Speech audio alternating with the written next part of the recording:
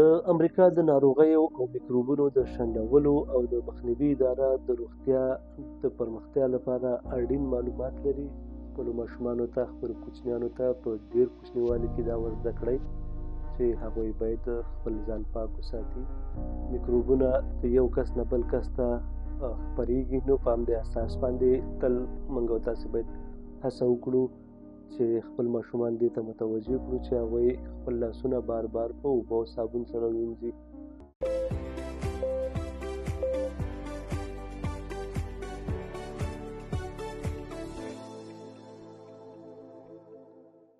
سلامونه درنو لیدونکو، الله تعالی دې وکړي چې ټول روغ جوړ خوشحاله او سوکاله اوسئ.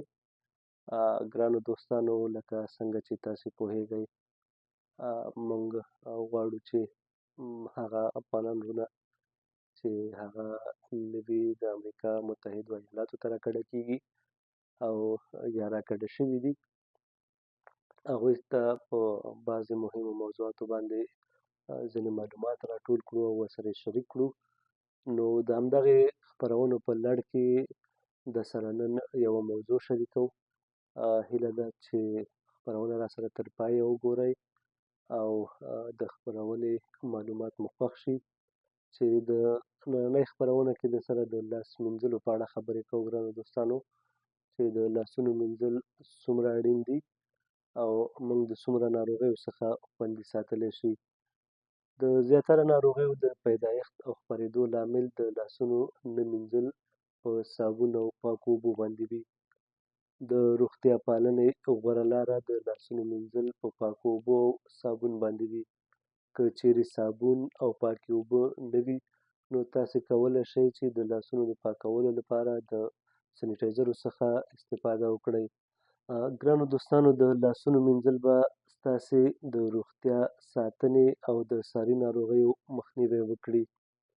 میکروبونه د یو کس نه بل کس ته خپریږي، نو په همدې اساس باندې تل موږ او تاسې باید هڅه وکړو چې خپل ماشومان دې ته متوجه کړو چې هغوی خپل لاسونه بار بار په اوبو او صابون سره ووینځي. کله چې ناپاک یا چټل لاسونه په خپلو سترګو، پوزه او یا خوله باندې ووهو، نو له دې سره میکروب زموږ او ستاسې وجود ته داخلیږي. په ناپاکو لاسونو باندې خوراک وکړو او یا خوراکي توکي چمتو کړو. نو ګرانو دوستانو، کله چې موږ په البته هغه وروڼه چې هغوی عمرونه زیات دي، هغوی په دې مسایلو باندې پوهېږي، خو باید خپل ماشومان دغې مسلو ته متوجه کړو. کله چې هغوی لاسونه ونه وینځي او هغوی خوراک وکړي، نو هغه باکتریاوې او هغه میکروبونه چې د دې لاسونو پورې وي، هغه د دوی وجود ته داخلیږي او د دوی د ناروغۍ سبب ګرځي. ګرانو دوستانو، د لاسونو د مینځلو پر مهال مهم ټکي دغه دي. د لاسونو مینځلو پر مهال باندې مهم ټکي: تاسې خپل د ځان او یا خپل د کورنۍ غړو د روغتیا د ساتلو لپاره باید لاسونه ومینځئ، په ځانګړې توګه کله چې د میکروبونو پراختیا شتون ولري. د خوراکي توکو برابرولو مخکې او یا په جریان کې، کله چې موږ او تاسې خوراکي توکي چمتو کوو، نو د هغې مخکې هم باید لاسونه ووینځو او د هغې په جریان کې هم کله چې موږ داسې یو څه ته لاس وړو چې موږ په دې پوهېږو چې دغه شی ناپاک دی، نو موږ باید دفعتاً خپل لاسونه په اوبو او صابون سره ووینځو. د ډوډۍ خوړلو مخکې او وروسته، کله چې موږ او تاسې البته زموږ او ستاسې ماشومان ډوډۍ ته کښېني، نو د هغې مخکې هم باید خپل لاسونه ووینځي او له ډوډۍ خوړلو وروسته هم خپل لاسونه ووینځي. د ناروغ د پاملرنې وروسته یا مخکې، په ځانګړې توګه کله چې ناروغ د اسهالاتو او یا د کانګو ناروغیو باندې اخته وي، کله چې موږ د یو ناروغ کس سره تماس نیسو، د هغه سره نږدې کینو یا هغه په اصطلاح سره ټچ کوو یا هغه سره ستړي مشي کوو، او په ځانګړې توګه هغه ناروغ چې هغه کانګې او استفراق او یا اسهال وي، نو د هغې سره د تماس او د هغوی سره د روغبړ وروسته موږ او تاسې باید خپل لاسونه په اوبو او صابون سره پاک ومینځو.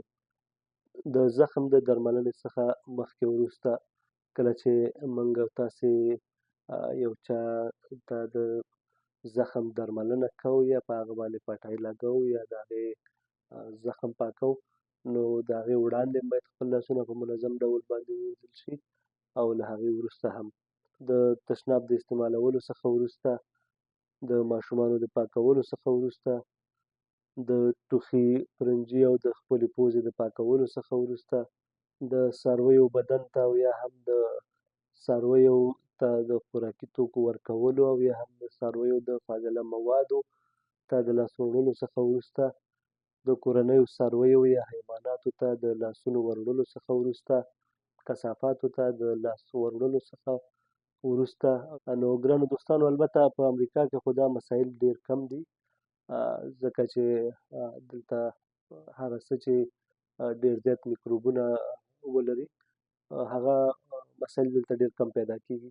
خو زموږ او ستاسې په وطن په افغانستان کې، او په افغانستان کې بیا په خاص ډول په ولسوالیو کې د څارویو سره تماس ډېر زیات دی، او همدارنګه د ماشومان چې لوبې کوي نو هلته دا ماحول دغسې دی چې هغوی د باندې په خاورو کې او په داسې ځایونو کې لوبې کوي چې هلته میکروبونه شتون ولري.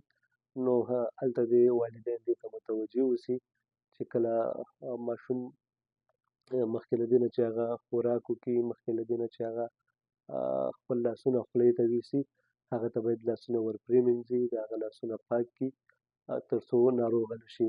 د ناروغیو د مخنیوي تر ټولو اسانه کار هغه د لاسونو وینځل دي.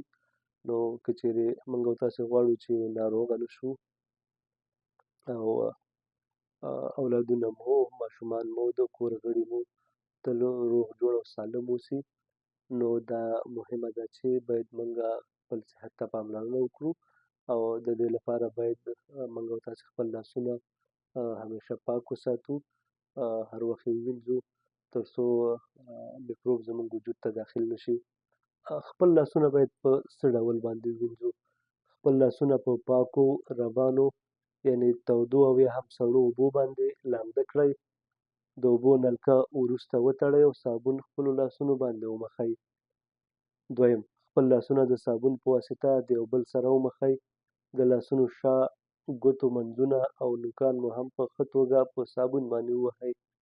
دریم، خپل لاسونه حد اقل د 20 ثانیو پورې ومښئ. که وخت په ځانګړې توګه نه وي معلوم نو تر 20 پورې ورته حساب وکړئ. څلورم، خپل لاسونه په روانو او پاکو اوبو باندې ووینځئ. پنځم، خپل لاسونه په پاک دستمال او یا د لاس وچولو ماشین باندې وچ کړئ. که صابون نه وي نو کولی شئ خپل لاسونه د سینیټایزرو په واسطه باندې پاک کړئ. د امریکا د ناروغیو او میکروبونو د شنډولو او د مخنیوي اداره د روغتیا د پرمختیا لپاره اړین معلومات لري چې له مخې د ماشومانو او لویانو لپاره د لاس مینځلو توصیه ده. نو درنو دوستانو، موږ او تاسې په دې باندې ډېر ښه پوهېږو، ځکه چې پاکوالی چې دی هغه د ایمان یوه برخه ده. نو هڅه وکړئ ګرانو دوستانو، خپلو ماشومانو ته، خپلو کوچنیانو ته په ډېر کوچنیوالي کې دا ور زده کړئ چې هغوی باید خپل ځان پاک وساتي، او په ځانګړې توګه خپل لاسونه باید پاک وساتي، او هر وخت چې هغوی که لوبې کوي د لوبو کولو وروسته مخکې له دې نه چې خوراک وکړي باید خپل لاسونه پاک ووینځي. نو دغه هغه معلومات وو ګرانو دوستانو چې د لاس مینځلو په اړه م درته راټول کړي وو. تر بیا چې د یو نوي موضوع سره ستاسې خدمت ته راځو، تر هغې په لوی بخښونکي او متعال رب باندې سپارو. رب مو مل شه، ښې شېبې.